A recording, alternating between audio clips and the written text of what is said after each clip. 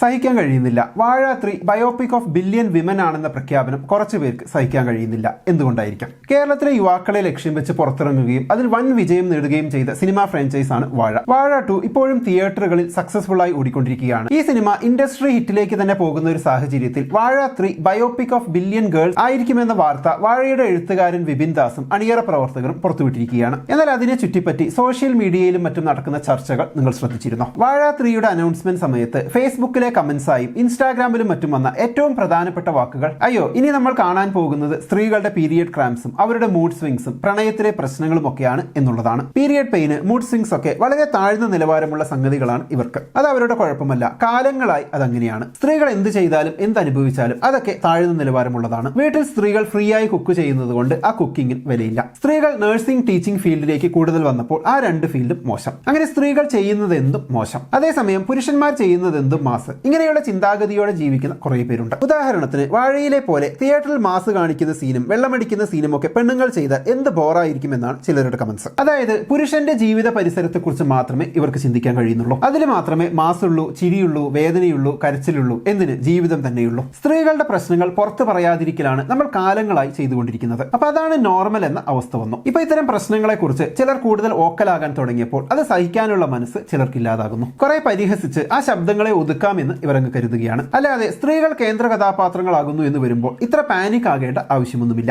വാഴയുടെ ആദ്യ 2 സിനിമകൾ പുറത്തിറങ്ങിയപ്പോൾ കുറച്ചു പേരെങ്കിലും ചോദിച്ചിരുന്നു, കേരളത്തിലെ ചെറുപ്പക്കാർ എന്ന് പറഞ്ഞാൽ ആൺകുട്ടികൾ മാത്രമാണോ എന്ന്. എന്നാൽ വാഴയിൽ നിർബന്ധമായും സ്ത്രീകൾ വരണമെന്നോ സ്ത്രീകളെ വാഴയിൽ കാണാൻ കഴിയാത്തതെന്തോ വലിയ പ്രശ്നമാണെന്നോ എന്നുള്ള വലിയ ചർച്ചകളൊന്നും എന്തായാലും നടന്നിട്ടില്ല. പക്ഷെ അങ്ങനെ ചർച്ച പോലും നടക്കാത്ത ഒരു സാഹചര്യത്തിൽ ഈ സിനിമയുടെ എഴുത്തുകാരനായ വിപിൻ ദാസ് തന്നെ ഇനി സ്ത്രീകളുടെ സിനിമ എഴുതാമെന്ന് തീരുമാനിക്കുന്നിടത്ത് എന്താണ് ഈ ചർച്ച ചെയ്യുന്ന ആളുകളുടെ പ്രശ്നം? സ്ത്രീകൾക്ക് പ്രാധാന്യം നൽകുന്ന സിനിമകൾ വരുമ്പോൾ ചിലർക്കെങ്കിലും അത് കാണുമ്പോൾ അസ്വസ്ഥതയോ എതിർപ്പോ തോന്നുന്നത് നമ്മുടെ സോഷ്യൽ സ്ട്രക്ചറുമായി വലിയ ബന്ധമുള്ള ഒരു കാര്യമാണ്. നമ്മൾ കാലാകാലങ്ങളായി കണ്ടുശീലിച്ച സിനിമകളിൽ നായകൻ പുരുഷനായിരിക്കുകയും സ്ത്രീകൾ അയാളുടെ ജീവിതത്തിലെ ഒരു ഭാഗം മാത്രമായി ഒതുങ്ങുകയും ചെയ്യുന്ന ഒരു രീതിയുണ്ട്. ഈ പതിവ് രീതി മാറാൻ തുടങ്ങുമ്പോൾ, അതായത് സ്ത്രീകൾ നായികമാരായും അവരുടെ പ്രശ്നങ്ങൾ ചർച്ച ചെയ്യപ്പെടാനും തുടങ്ങുമ്പോൾ തങ്ങളുടെ പഴയ കംഫർട്ട് സോൺ നഷ്ടപ്പെടുന്നതായി ചിലർക്ക് തോന്നാറുണ്ട്. അതൊരു തരം പുരുഷാധിപത്യപരമായ മനോഭാവത്തിന്റെ ഭാഗമാണ്. ഇത് വാഴ എന്ന സിനിമയുടെ കാര്യത്തിൽ എടുക്കുകയാണെങ്കിൽ ആദ്യ 2 ഭാഗങ്ങളിലും ആൺകുട്ടികളുടെ സൗഹൃദവും അവരുടെ ജീവിതത്തിലെ പരാജയങ്ങളും മറ്റുമായിരുന്നു പ്രധാന വിഷയം. വലിയൊരു വിഭാഗം യുവാക്കൾക്ക് തങ്ങളുടേതെന്ന് തോന്നിയ സിനിമകളായിരുന്നു അവ. അതുകൊണ്ട് തന്നെ പെട്ടെന്നൊരു മാറ്റം വരുമ്പോൾ തങ്ങളുടെ പ്രിയപ്പെട്ട സിനിമയിൽ നിന്ന് തങ്ങൾ മാറ്റി നിർത്തപ്പെടുന്നു എന്ന തോന്നൽ അവർക്കുണ്ടാകുന്നു. പുരുഷന്മാർ അനുഭവിക്കുന്ന പ്രശ്നങ്ങൾ പൊതുവായത് എന്നും സ്ത്രീകൾ അനുഭവിക്കുന്നത് അവരുടേത് മാത്രമാണെന്നും കരുതുന്ന ഒരു തെറ്റായ ചിന്താഗതിയും ഇതിന് പിന്നിലുണ്ട്. പിന്നെ സോഷ്യൽ മീഡിയയിലെ ട്രോൾ സംസ്കാരത്തെയും ഇതിൽ നിന്ന് മാറ്റി നിർത്താൻ കഴിയില്ല.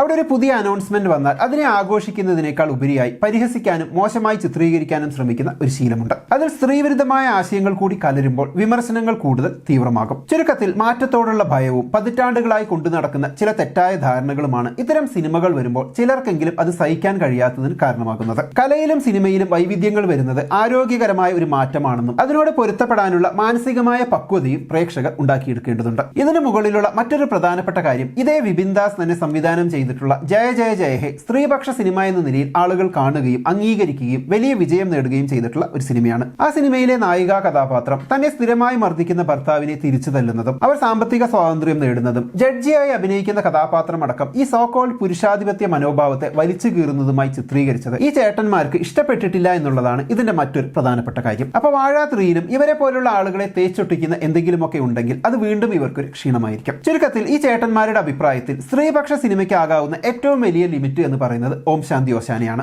ഓം ശാന്തി ഓശാനയിൽ അടുക്കള പണിയൊന്നും ചെയ്യാത്ത, സ്വന്തമായി തീരുമാനങ്ങൾ എടുക്കാൻ അല്പമെങ്കിലും കഴിയുന്ന, പഠിക്കാൻ എവിടെ പോകണമെന്ന് സ്വയം തീരുമാനിക്കാൻ കഴിയുന്ന ഒരു പെൺകുട്ടിയാണുള്ളത്. പക്ഷെ ആ പെൺകുട്ടിക്ക് മുകളിൽ ചിത്രീകരിക്കപ്പെടുന്ന ഒരു നായക കഥാപാത്രവും ആ നായകനോടുള്ള ഈ പെൺകുട്ടിയുടെ അഭിനിവേശവും ആരാധനയും ഒക്കെയാണ് ഈ സിനിമയെ ഈ ചേട്ടന്മാരുടെ പ്രിയപ്പെട്ട സിനിമയാക്കി മാറ്റുന്നത്. അതല്ലാതെ തന്നെ തല്ലുന്ന പുരുഷനെ തിരിച്ചു തല്ലുന്ന, അവനെതിരെ പ്രതിരോധം തീർക്കാനും ഒക്കെ ശ്രമിക്കുന്ന സ്ത്രീകളെ അംഗീകരിക്കാൻ ഇവർക്ക് വലിയ ബുദ്ധിമുട്ടാണ്. വാഴ 3ക്കെതിരെയുള്ള വിമർശനങ്ങളിൽ ഏറ്റവും തമാശയായി തോന്നിയത് സിനിമയുടേതായി അനൗൺസ് ചെയ്ത പോസ്റ്ററിലെ കളർ ടോൺ കണ്ട് ഇത് ലൈംഗിക ന്യൂനപക്ഷങ്ങളെ കൂടി റെപ്രസെന്റ് ചെയ്യാൻ സാധ്യതയുള്ള സിനിമയാണെന്നും അതുകൊണ്ട് വിപിൻ ദാസ് വാഴ ഫ്രാഞ്ചൈസിനെ ഒരു വോക്ക് സിനിമയാക്കി മാറ്റാൻ ശ്രമിക്കുന്നു എന്നുള്ളതുമാണ്. അതായത് ഇത്രയും കാലം പുരുഷന്മാരുടെ മാത്രം കഥ പറഞ്ഞ, പുരുഷന്മാരുടെ കള്ളുകുടിയും വെള്ളമടിയും ഒക്കെ മാസാണെന്ന നിലയിൽ ചിത്രീകരിച്ചിരുന്ന സിനിമാ സമ്പ്രദായം പെട്ടെന്ന് സ്ത്രീകളെ പറ്റിയും ലൈംഗിക ന്യൂനപക്ഷങ്ങളെ പറ്റിയും ഒക്കെ പറയുമ്പോൾ കണ്ടു നിൽക്കാൻ ഈ പാവം മനസ്സുകൾക്ക് കഴിയുന്നില്ല. ഇനി ഇതൊക്കെ കാണുമ്പോൾ ഇവരാണ് കേരളത്തിൽ അധികമുള്ള പ്രേക്ഷകരെന്നോ അല്ലെങ്കിൽ ഇതേ നിലപാടാണ് ഭൂരിപക്ഷം മലയാളികൾക്കും ഉള്ളത് എന്ന അഭിപ്രായമൊന്നും എനിക്കില്ല. സ്ത്രീകൾ മെയിൻ ക്യാരക്ടേഴ്സായി വന്ന മികച്ച സിനിമകൾ നമ്മുടെ നാട്ടിലെ പ്രേക്ഷകർ സ്വീകരിച്ചിട്ടുള്ളതാണ്. ഈ വാഴ 3 വരുമ്പോഴും അത് വിജയിക്കുമോ ഇല്ലയോ എന്നത് ആ സിനിമയിൽ പെൺകുട്ടികൾ വന്നു എന്നതുകൊണ്ട് മാത്രം തീരുമാനിക്കപ്പെടുന്ന ഒന്നല്ല. മറിച്ച് ആ സിനിമയുടെ സാങ്കേതിക നിലവാരം, കഥയുടെ ക്വാളിറ്റി, ആക്ടേഴ്സിന്റെ പെർഫോമൻസ്, അങ്ങനെ പല കാര്യങ്ങളെ നോക്കിയായിരിക്കും മലയാളി പ്രേക്ഷകർ തീരുമാനിക്കുന്നത്. ചുരുക്കത്തിൽ ഇതിൽ നായകനാണോ നായികയാണോ മെയിൻ, സ്ത്രീ പ്രാധാന്യമാണോ പുരുഷ പ്രാധാന്യമാണോ എന്നൊന്നും നോക്കിയല്ല നമ്മൾ സിനിമകളെ വിജയിപ്പിക്കുന്നത്. പക്ഷെ അതിനിടയിലാണ് എത്ര വലിയ നല്ല സദ്യ ആയാലും ആ സദ്യക്കകത്ത് അല്പം ചാടകം വെച്ച പോലെ ഇത്തരം കുറച്ച് ആളുകൾ ഉണ്ടാകുന്നത്. അപ്പൊ എന്താണ് ഇങ്ങനെ കമന്റ്സ് ഇടുന്നവരെ കുറിച്ചുള്ള നിങ്ങളുടെ അഭിപ്രായം? കമന്റ് ബോക്സിൽ എഴുതുമല്ലോ. നമുക്ക് അടുത്ത വീഡിയോയിൽ വീണ്ടും കാണാം. ബൈ.